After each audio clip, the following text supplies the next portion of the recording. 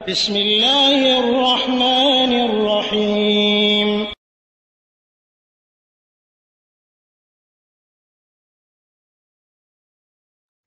السلام عليكم ورحمة الله وبركاته. إن الحمد لله نحمده ونستعينه ونستغفره ونعوذ بالله من شرور أنفسنا ومن سيئات أعمالنا. من يهده الله فلا مضل له ومن يضلل فلا هادي له، وأشهد أن لا إله إلا الله وحده لا شريك له، وأشهد أن محمدا عبده ورسوله। যাবতীয় হামদ ও সানা মহান রব্বুল আলামিনের জন্য। দরুদ ও সালাম বর্ষিত হোক আমাদের প্রিয় নবী মুহাম্মদুর রাসূলুল্লাহ সাল্লাল্লাহু আলাইহি ওয়াসাল্লামের উপর। সম্মানিত শ্রোতা মণ্ডলী, মুসলিম ভাই ও বোনেরা, গ্রুপের সদস্যবৃন্দ, আজকে আপনাদের সামনে আমি যে বিষয়টি নিয়ে আলোচনা করব সেটি হলো আত্মীয়তার সম্পর্ক রক্ষা করার গুরুত্ব সম্পর্কে। ইতিপূর্বে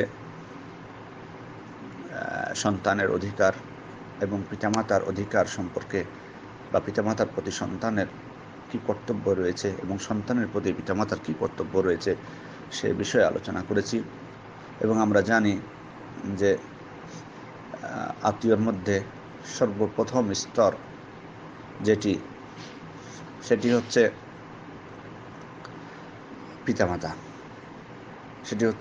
পিতামাতা। অতএব সে বিষয়ে আলোচনা না করে এমনি অন্যান্য সাধারণ, যেহেতু পিতামাতার বিষয়ে আলোচনা করা হয়েছে, সাধারণ অন্য যেসব আত্মীয় রয়েছে তাদের বিষয়ে স্বাভাবিক আত্মীয়তা সম্পর্কে আমরা আলোচনা করব। বিশেষভাবে পিতামাতার বিষয়ে আলোচনা প্রয়োজন, কিন্তু যেহেতু আলোচনা হয়ে গেছে সে কারণে পুনরায় এখানে করার প্রয়োজন মনে করছি না। আত্মীয়তা, আসলে আত্মীয় কাদেরকে বলা হয়?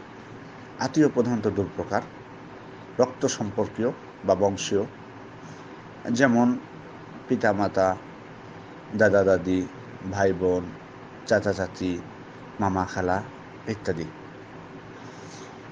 দ্বিতীয় হলো বিবাহ সম্পর্কিত, যেমন শ্বশুর শাশুড়ি, শ্যালক শালিকা ইত্যাদি। রাসূল সাল্লাল্লাহু আলাইহি ওয়াসাল্লাম বলছেন, সহিহ মুসলিমের 2543 নম্বর হাদিস, ইন্নাকুম সাতাফতাহুনা মিসরা ওয়া হিয়া আরদুন ইউসাম্মা ফিহা আল-কিরাত ফাইযা ফাতাহতুমুহা ফাআহসিনু ইলা আহলিহা ফাইন্না লাহুম যিম্মাতান ওয়া রাহিমা আও ক্বাল যিম্মাতান ওয়া সিহরা। নিশ্চয় তোমরা অচিরেই মিশর জয় করবে।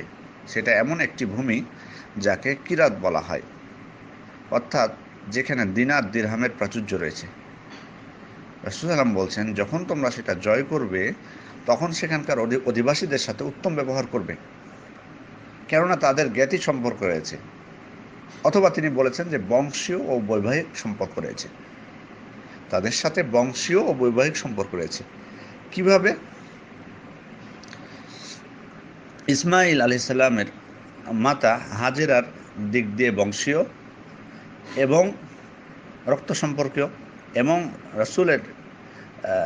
রাসূল পত্নী মারিয়া কিপ্তিয়ার দিক থেকে বৈবাহিক সম্পর্ক। তো যাই হোক, আর আত্মীয়তার সম্পর্ককে আরও উত্তরাধিকারীর দিক থেকে দুই ভাগে ভাগ করা যায়। প্রধানত কেউ উত্তরাধিকারী হয়, যেমন পিতামাতা, ভাই বোন, স্ত্রী, পুত্র, কন্যা। আর কেউ উত্তরাধিকারী হয় না, যেমন চাচি, মামা, খালা ইত্যাদি। মূলত আরেকটি বিষয় যেটা এখানে আপনাদের ইঙ্গিত দিতে চাই সেটা হলো যে আসলে প্রকৃত অর্থে আত্মীয়তা সম্পর্ক বা জ্ঞাতি সম্পর্ক কাকে বলে। ধরুন, কোনো ব্যক্তি যখন তার আত্মীয়ের সাক্ষাৎ করার কারণে ওই আত্মীয়ের সাথে সাক্ষাৎ করে, এটাকে কিন্তু আত্মীয়তা সম্পর্ক রক্ষা করা বলে না, বরং এটা হচ্ছে প্রতিদান। অর্থাৎ উনি আমার সাথে সাক্ষাৎ করেছেন, তাই আমি তার সাথে সাক্ষাৎ করলাম, এটা প্রতিদান হয়ে গেল। অনুরূপভাবে যদি কোনো আত্মীয় স্বজনদের কেউ তাকে সহযোগিতা করেছেন অথবা তার কোনো প্রয়োজন পূরণ করেছেন, তাই তিনি তাকে সহযোগিতা করলেন, এটাকে কিন্তু আত্মীয়তা সম্পর্ক রক্ষা করা বলা যাবে না, কারণ এটা হয়ে যাচ্ছে বিনিময়। প্রকৃত আত্মীয়তা রক্ষা করা সম্পর্ক সেটা হলো যে সে যদি ছিন্নও করতে চায় তবুও তার সাথে বজায় রাখতে হবে। এটাই হলো প্রকৃত আত্মীয়তার সম্পর্ক রক্ষা করা।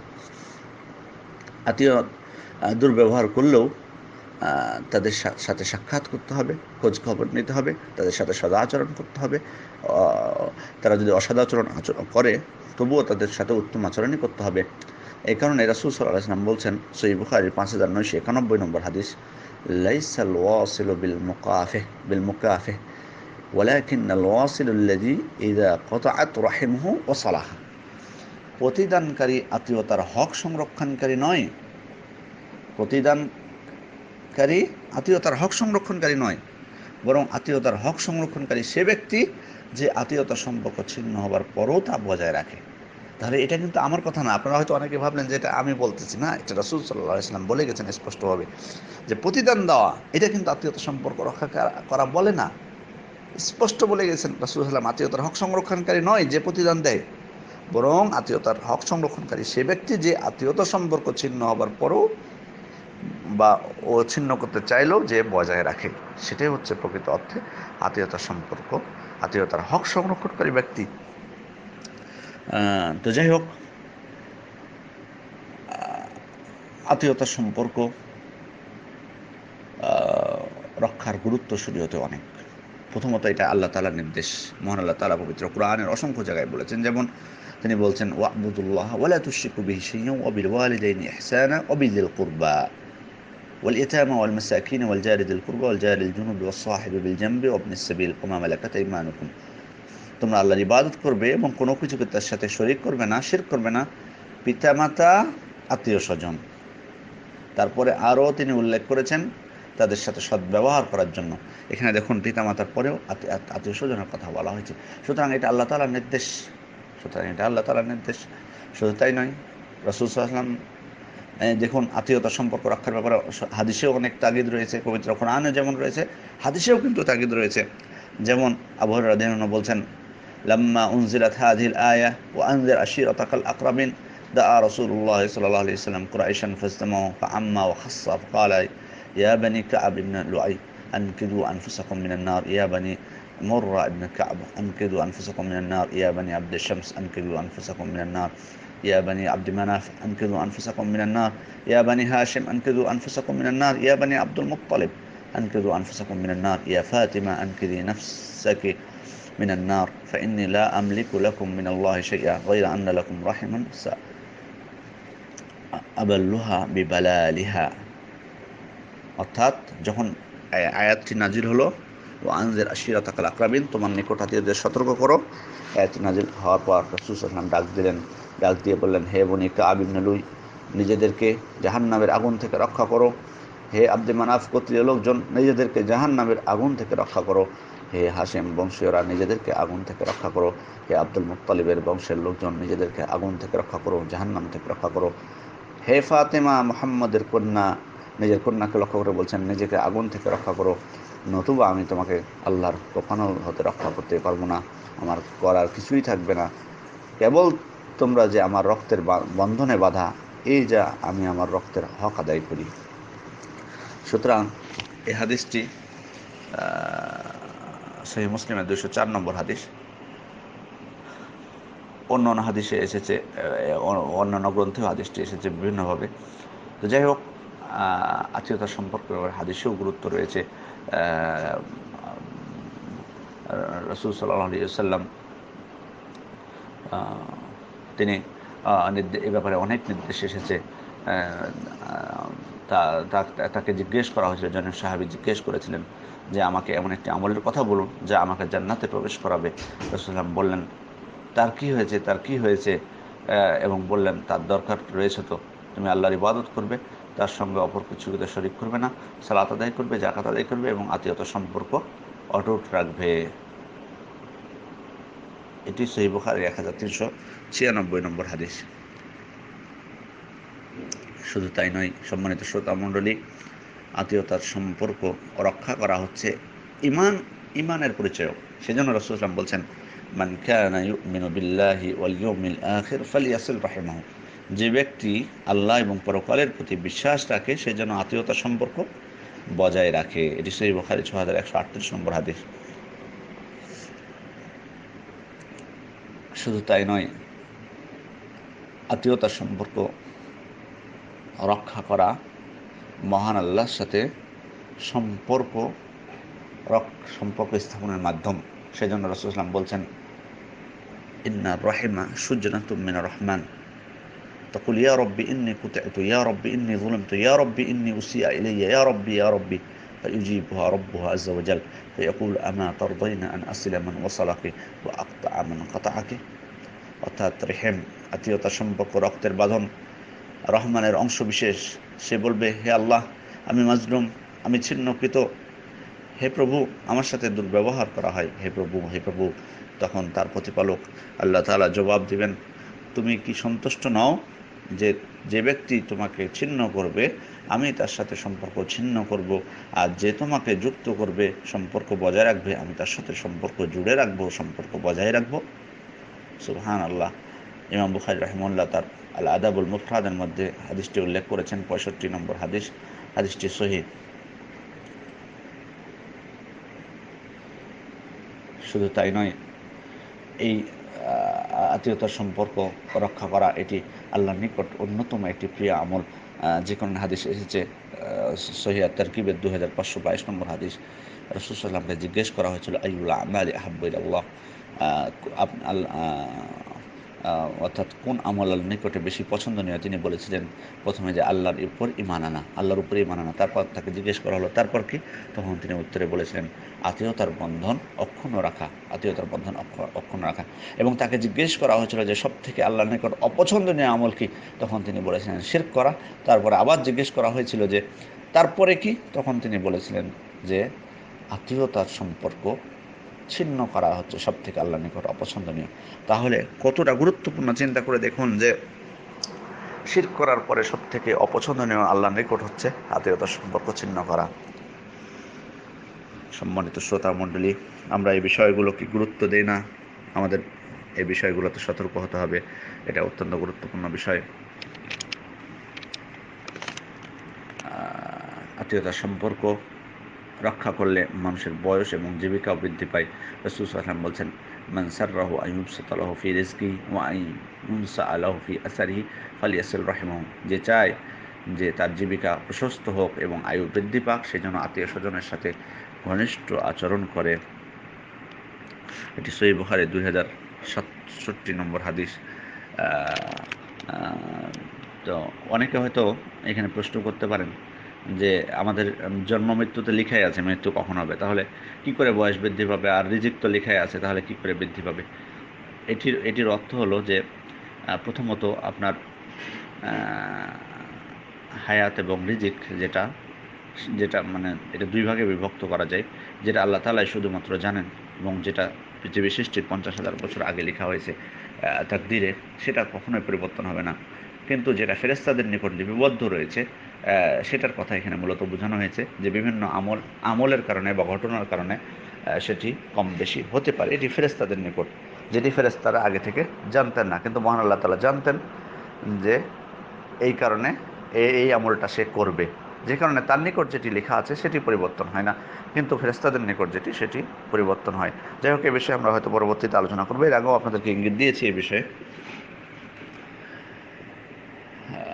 শুধু আত্মীয়তার সম্পর্ক তাই নয়, বরং আত্মীয়তার সম্পর্ক বজায় রাখলে পারস্পরিক মহব্বত বৃদ্ধি হয়। এই জন্য রাসূল সাল্লাল্লাহু আলাইহি ওয়াসাল্লাম বলছেন যে এটি মূলত মান ইত্তাকা রাব্বাহু ওয়া ওয়াসালা রাহিমাহু নুসিয়া ফি আজালিহি ওয়া সুরিয়া মালহু ওয়া আহাব্বাহু আহলুহু। যে ব্যক্তি তার প্রতিপালককে ভয় করে এবং আত্মীয় স্বজনকে জুড়ে রাখে, তার মৃত্যু পিছিয়ে দেওয়া হয় এবং তার সম্পদ বৃদ্ধি করা হয় এবং তার পরিবার পরিজন তাকে ভালোবাসে। শুধু তাই নয়, আত্মীয়তার সম্পর্ক রক্ষা করলে পৃথিবীবাসীদের উন্নয়ন ত্বরান্বিত করে এবং তাদের বয়সও বৃদ্ধি করে। রাসূল সাল্লাল্লাহু আলাইহি ওয়াসাল্লাম বলছেন, সিলাতুর রাহিম ওয়া হুসনুল খুলুক ওয়া হুসনুল জিওয়ার ইয়ামুরানিদ দিয়ার ওয়া ইয়াজিদানি ফিল আমার।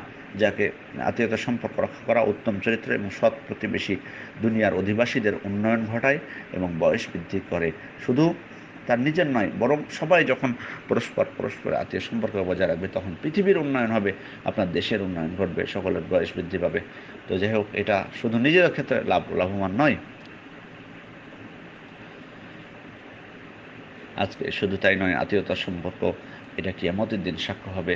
এই জন্য রাসূল সাল্লাল্লাহু আলাইহি ওয়াসাল্লাম বলছেন, وكل رحم آتية يوم القيامة أمام صاحبها تشهد له بصلة إن كان وصلها وعليه بقطيئة إن كان قطعها। রক্তের বন্ধন কিয়ামতের দিন তার সংশ্লিষ্ট জনের সম্মুখে এসে দাঁড়াবে, এবং যদি সে তাকে দুনিয়ায় যুক্ত করে রেখে থাকে তবে সে তার পক্ষে সাক্ষ্য দিবে, যদি সে দুনিয়ায় বিচ্ছিন্ন করে থাকে তবে সে তার বিরুদ্ধে সাক্ষ্য দিবে। ইমাম বুখারী তার আদাবুল মুফরাদের মধ্যে এটি উল্লেখ করেছেন, সনদ সহিহ।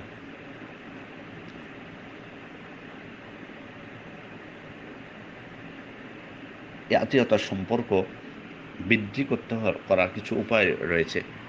কি করে আত্মীয়তার সম্পর্কে সুদৃঢ় এবং মজবুত করা যায় এবং তা অক্ষুণ্ণ করা যায়, সেজন্য কিছু কিছু বিষয় জানা আমাদের জন্য জরুরি। প্রথমত, আত্মীয়তার সম্পর্ক রক্ষা গুরুত্ব সম্পর্কে আমাদেরকে আগে জানতে হবে।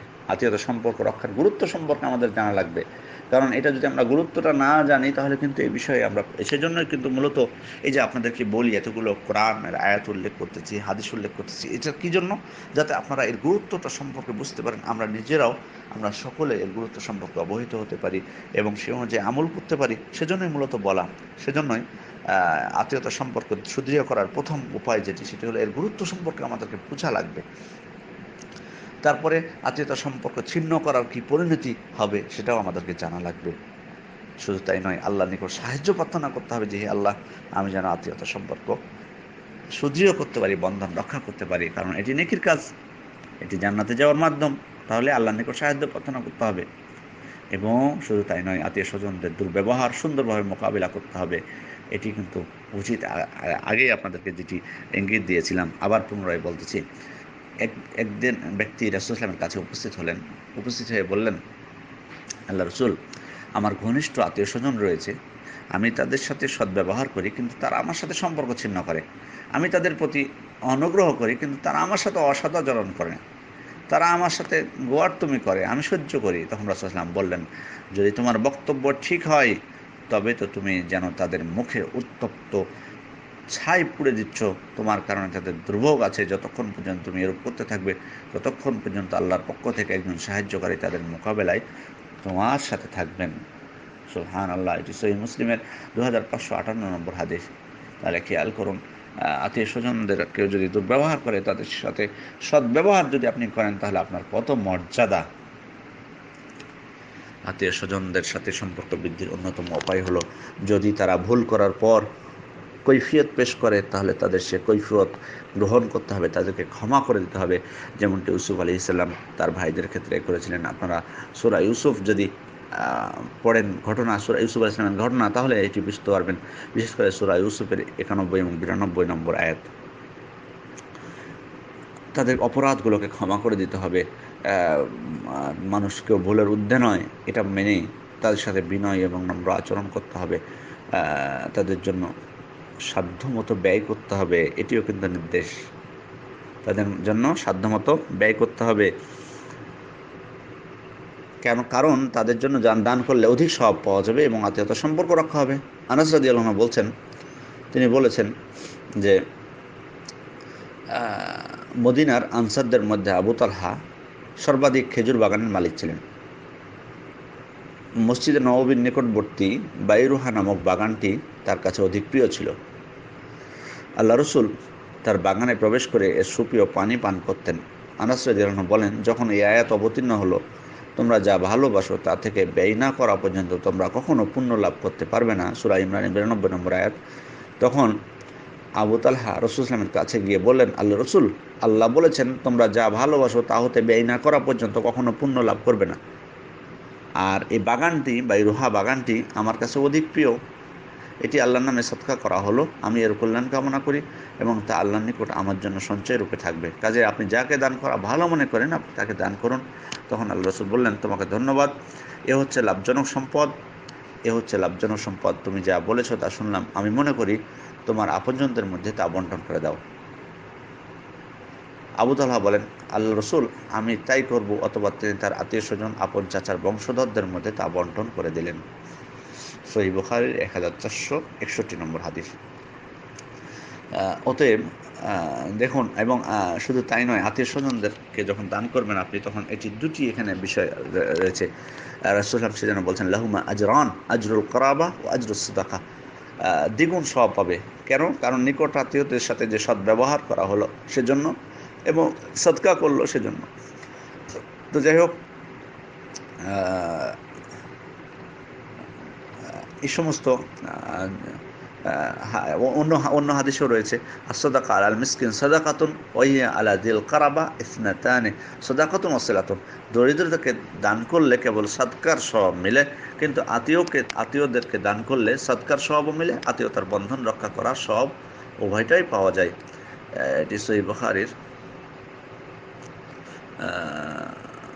1466 নম্বর হাদিস এবং সহিহ সুনানে তিরমিজি 658 নম্বর হাদিস। আত্মীয়তার সম্পর্ক সুদৃঢ় করতে হলে তাদেরকে যদি আপনি দান করেন, দান করার পর খোটা দান করা যাবে না, খোটা দেওয়া যাবে না। এই খোটা দেওয়ার পরিণতি অত্যন্ত ভয়াবহ। রাসূল সাল্লাল্লাহু আলাইহি ওয়াসাল্লাম বলছেন, লা ইয়াদখুলুল জান্নাতা মান্নান, খোটা দানকারী জান্নাতে প্রবেশ করবে না। বিধায় আত্মীয় স্বজনদেরকে দান করে খোটা দেওয়া থেকে বিরত থাকতে হবে। এবং আত্মীয় স্বজনদেরকেও যদি আপনাকে উপঢৌকন দেয়, তাহলে সেটা যদি অল্প হয় সেটাতে তুষ্ট থাকতে হবে। তাদের অবস্থা এবং অবস্থানের প্রতি লক্ষ্য রাখতে হবে, খোঁজ খবর নিতে হবে। প্রয়োজনে যদি সাক্ষাৎ করা সম্ভব না হয়, মোবাইলে টেলিফোনে তাদের খোঁজ খবর নিতে হবে, তাদের সাথে হাসি মুখে কথা বলতে হবে, যথাসাধ্য সুসম্পর্ক বজায় রাখতে হবে, তাদের অধিকার পরিপূর্ণভাবে আদায় করতে হবে, সম্মান করতে হবে, আত্মীয়তার বন্ধন অটুট রাখতে হবে, তাদের সমস্যাগুলো দূর করার চেষ্টা করতে হবে। কখনো কী সমস্যায় তারা রয়েছে, তাদেরকে কখনো ভৎসনা ও তিরস্কার করা যাবে না কোনো ভুলের জন্য, যেটি আগেই আপনাদেরকে ইঙ্গিত দিয়েছি। তারা যদি আপনার সমালোচনা করে, সমালোচনা সহ্য করবেন, যেমনটি এর আগে হাদিস থেকে বলেছি। তাদের সাথে হাসি ঠাট্টায় মধ্যম পথ অবলম্বন করতে হবে, কারণ হাসি ঠাট্টা কিন্তু সকল মানুষ পছন্দ করে না। হাসি ঠাট্টা হয়তো আপনি দেখবেন, এটা সবসময় শুধু আত্মীয় স্বজনদের সাথে না, বরং যে কোনো আপনার মুসলিম ভাই বোনদের সাথে চলাফেরায় হাসি ঠাট্টা কিন্তু এটা কিন্তু মধ্যম পন্থা অবলম্বন করা উচিত। দেখা উচিত যে কে পছন্দ করে, কে পছন্দ করে না। অনেক সময় মানে এটা না পছন্দ করার কারণে মানে হয়তো আত্মীয় সম্পর্ক মানে ছিন্ন হয়ে যায়। যে কারণে এই বিষয়টা খেয়াল করবেন। ঝগড়া বিবাদ থেকে বিরত থাকতে হবে আমাদেরকে, এবং পরস্পর এই যে হাদিয়া বা উপঢৌকন, এটার ব্যবস্থা থাকতে হবে। কারণ রাসূল সাল্লাল্লাহু আলাইহি ওয়াসাল্লাম বলেছেন, তাহাদু তাহাব্বু, তোমরা পরস্পরকে হাদিয়া দাও, একে অপরের মধ্যে ভালোবাসা বৃদ্ধি করো। হাদিসটি সহিহ।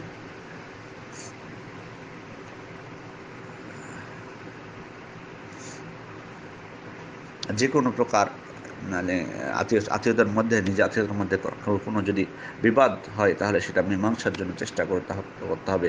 পরিত্যক্ত সম্পদ মানে যেটা উত্তরাধিকারী যদি হয়, তাদেরকে দ্রুত বন্টন করে দিতে হবে। কখনোই নিজের কাছে রেখে দেওয়া যাবে না এই বিষয়গুলো। এবং আরেকটি বিষয় এখানে আমি উল্লেখ করব যে আত্মীয়তার প্রমাণ সংরক্ষণ করা। আত্মীয়তার প্রমাণ সংরক্ষণ করা যায় দুইভাবে। এক হলো যে কাগজে আত্মীয়দের নাম আপনি লিখে রাখবেন, ঠিকানা, ফোন নাম্বার সব কিছু লিখে রাখবেন এবং কপি করে রাখবেন। এবং এই ব্যাপারে কিন্তু হাদিসের নির্দেশ রয়েছে।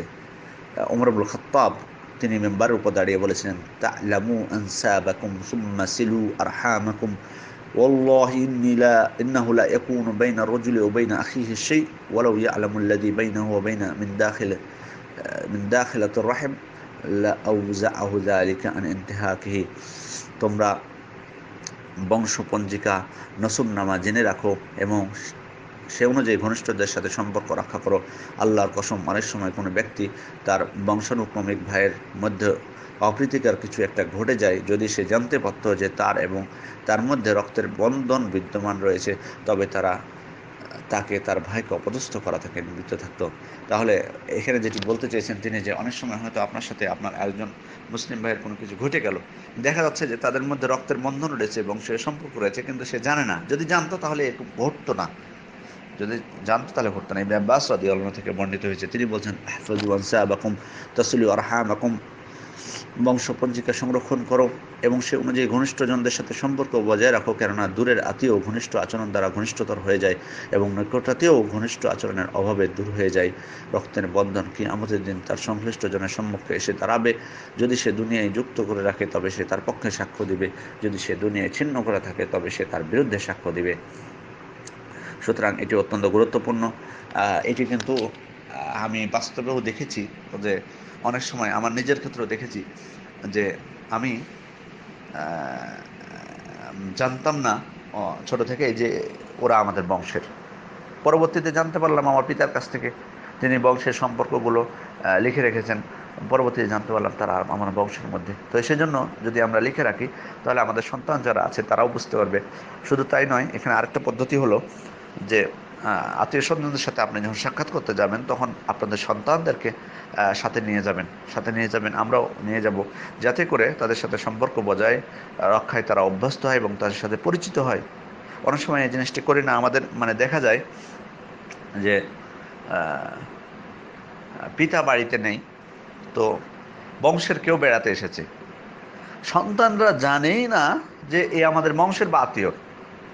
বাড়িতে এসে খোঁজ করে, তাকে বাড়িতে ঠিকভাবে আপ্যায়ন করে না, জানে না। তো এখানে কে ত্রুটিটা কার? এখানে ত্রুটিটা হচ্ছে অভিভাবকের। সেজন্য আপনারা এই জিনিসটি কখনোই করবেন না। যেভাবে হোক, যে উপায়ে হোক, খাতা কলমে লিখে রাখার মাধ্যমে, তারপরে আপনি তাদের সাথে যখন বেড়াতে যাবেন আপনার সন্তানদেরকে সাথে নেবেন, তাদেরকে বলবেন যে অমুক আমাদের আত্মীয়, সে আমাদের বংশের হয়, যাতে সে আত্মীয়তার সাথে সম্পর্কটা বজায় রাখে। এটা আমাদের উপর কর্তব্য। তো যাই হোক, এই বিষয়টি আমরা যেন খেয়াল রাখি। এটি অত্যন্ত একটি গুরুত্বপূর্ণ বিষয়। আরেকটি বিষয় আপনাদেরকে বলবো যে আত্মীয়তার সম্পর্ক ছিন্ন করা এটা কিন্তু অত্যন্ত কাবিরা গুনাহ। কারণ অভিশপ্ত যে ব্যক্তি আত্মীয়তার সম্পর্ক ছিন্ন করবে, পবিত্র মহান আল্লাহ তাআলা পবিত্র কোরআনে বলছেন, ফাহাল আসাইতুম ইন তাওয়াল্লাইতুম আন তুফসিদু ফিল আরদি ওয়া তুকাত্তিউ আরহামাকুম উলাইকা আল্লাযীনা লাআনাহুমুল্লাহ। তবে ক্ষমতায় অধিষ্ঠিত হলে সম্ভবত তোমরা পৃথিবীতে বিপর্যয় সৃষ্টি করবে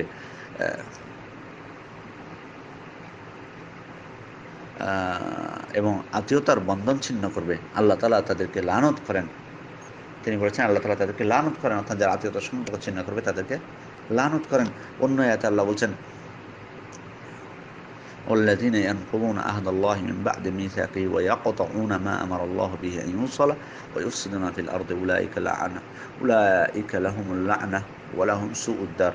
যারা আল্লাহর সাথে যে অঙ্গীকারে আবদ্ধ হওয়ার পর তা ভঙ্গ করে এবং যে সম্পর্ক তাদেরকে অক্ষুণ্ণ রাখতে আদেশ করেছেন তা ভঙ্গ করে, আত্মীয়তার সম্পর্ক ভঙ্গ করে এবং পৃথিবীতে অশান্তি সৃষ্টি করে বেড়ায়, তাদের জন্য আছে লানত, তাদের জন্য আছে মন্দ আবাস।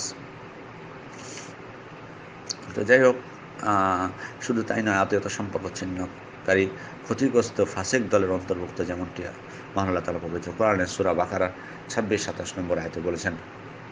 শুধু তাই নয়, আত্মীয়তার সম্পর্ক ছিন্ন করার কারণে পরকালে কঠোর শাস্তি তো রয়েছেই, দুনিয়াতেও তাদের দ্রুত শাস্তি হবে। রাসূলুল্লাহ বলেছেন, মা মিন যামবিন আজদারু আন ইউআজ্জিলাল্লাহু লিসাহিবিহি উকুবা ফিদ দুনিয়া মা মা ইয়াদখিরু লাহু ফিল আখিরাহ মিসলুল বাগি ওয়া কতিয়াতির রাহিম। আল্লাহ তাআলা বিদ্রোহী এবং আত্মীয়তার সম্পর্ক ছিন্নকারীর নেই অন্য কাউকে পৃথিবীতে দ্রুত শাস্তি দেওয়ার পরও পরকালীন শাস্তিও তার জন্য জমা রাখেননি। অর্থাৎ পরকালীন শাস্তি তো জমা আছে, পৃথিবীতেও তাকে দ্রুত শাস্তির ব্যবস্থা করেন। আত্মীয়তার সম্পর্ক ছিন্নকারী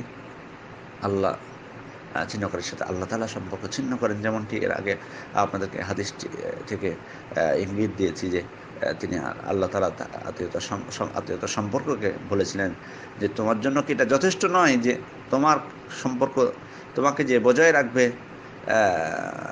তোমার সাথে সম্পর্ক বজায় রাখবে, আমি তার সাথে সম্পর্ক বজায় রাখবো, আর তোমাকে যে ছিন্ন করবে আমি তাকে ছিন্ন করব। সহিহ সূত্রে প্রমাণিত হয়েছে হাদিসটি। তো যাই হোক, আর স্পষ্টভাবে রাসূল সাল্লাল্লাহু আলাইহি ওয়াসাল্লাম বলে গেছেন, লা ইয়াদখুলুল জান্নাতা কাওয়াতি, সহিহ বুখারীর 5984 নম্বর হাদিস। অর্থাৎ আত্মীয়তার সম্পর্ক ছিন্নকারী জান্নাতে প্রবেশ করবে না। স্পষ্ট হাদিস, এর থেকে আর স্পষ্ট হতে পারে না। যাই হোক, আমরা হয়তো অনেকের মনে প্রশ্ন হতে পারে, যেমন আমরা আত্মীয়তার সম্পর্ক যে নাই, ছিন্ন হয়ে গেছে, এটা কিভাবে বুঝতে পারবো? যেমন ধরুন, সামর্থ্য থাকা সত্ত্বেও দরিদ্র, অসচ্ছল এবং অভাবী আত্মীয় স্বজনদেরকে দান না করা, এটাও একটা আত্মীয় সম্পর্ক বজায় না রাখার উপায়। হাদিয়া বা উপঢৌকন বিনিময় না করা, পরস্পর পরস্পরের সাথে দেখা সাক্ষাৎ না করা, বহুদিন, বহু মাস, বছরের পর বছর চলে যায়, তবুও সাক্ষাৎ হয় না, ফোনে কথা হয় না, এবং একে অপরের সুখে দুঃখে সহমর্মী এবং সমব্যথী না হওয়া, বিপদ আপদে পরস্পরকে সহযোগিতা না করা, এবং হয়তো অনেক সময় একত্রিত হওয়ার কোনো অনুষ্ঠান থাকলে সেখানে উপস্থিত না হওয়া, তারপরে বিভিন্ন বিবাহ, ওয়ালিমা উপলক্ষে, ঈদ সহ বিভিন্ন অনুষ্ঠানে তাদেরকে দাওয়াত না দেওয়া, কোনো খারাপ কথা বা কাজ, কোনো অশুভ আচরণ করা, এবং নিজেদের মধ্যে বিচ্ছিন্নতা তৈরি করা, এই সমস্ত কারণ, এই সমস্ত মানে যদি দেখা যায় তাহলে বুঝতে হবে যে আত্মীয়তার সম্পর্ক নেই। তো যাই হোক, আমাদেরকে এই বিষয়ে কিন্তু অত্যন্ত সতর্ক থাকতে হবে, এবং আত্মীয়তার সম্পর্কে যাতে ছিন্ন না হয় সেজন্য খেয়াল রাখতে হবে। দুনিয়া নিয়ে ব্যস্ত থাকলে চলবে না, অবশ্যই এগুলো কিন্তু হক। এটা আপনাকে একটা সময় নির্দিষ্ট করতে হবে। অনেকে বলবেন যে আমরা সময় পাই না, না, এটা আপনাকে সময় তৈরি করতে হবে, সময় রাখতে হবে, এটা তাদের হক। পরিশেষে বলবো, রাসূল সাল্লাল্লাহু আলাইহি ওয়াসাল্লাম যেমনটি বলেছিলেন, সুনান ইবনে হিব্বানের হাদিস 436 নম্বর, আরহামাকুম আরহামাকুম, তোমাদের আত্মীয় স্বজন অর্থাৎ তোমরা আত্মীয় স্বজন সম্পর্কে সাবধান হও। আমি আপনাদেরকে সেটাই বলবো। মহান আল্লাহর নিকট আমরা প্রার্থনা করব, আল্লাহ তাআলা যেন আমাদের আত্মীয়তার সম্পর্ক রক্ষা করার জন্য তিনি আমাদেরকে তৌফিক দান করেন, এবং আমরা যেন সাধ্যমতো চেষ্টা করি। আল্লাহ আমাদেরকে সে তৌফিক দান করুন, আমিন। আসসালামু আলাইকুম ওয়া রাহমাতুল্লাহি ওয়া বারাকাতুহু।